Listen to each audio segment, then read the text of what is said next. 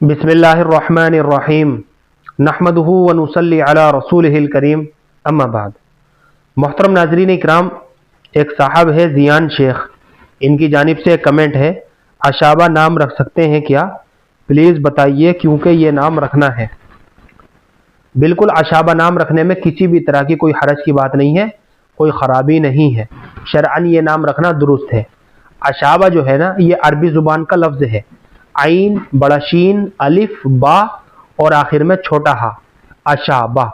अरबी ज़ुबान में अल अशाब जो है तर घास के लिए इस्तेमाल होता है।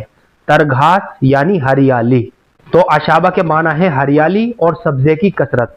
इस नाम का तज़किरा मैंने ए लेटर वाली वीडियो में भी किया था, यानी ए लेटर से मुस्लिम लड़कियों के लिए जो हमने 60 नामों के ऊपर एक वीडियो बनाई है ए लेटर से, उस वीडियो के अंदर जो है मैंने इस नाम के बारे में बताया है ए लेटर से। ए लेटर से अशाबा बड़ा खूबसूरत नाम है मुस्लिम लड़की के लिए और बहुत प्यारा नाम है। अशाबा के माना आते हैं हरियाली और सब्ज़े की कसरत। चुनाचे बिला डाउट और बिला तरद्दुद हम अपनी बच्ची का ये नाम रख सकते हैं, अशाबा। मुझे उम्मीद है कि आप सभी हजरात को अच्छी तरह समझ में आ गया होगा। अल्लाह हम सबको सुन्नत और शरीयत पर पाबंद फरमाए। फ़कत वल्लाहु आलम।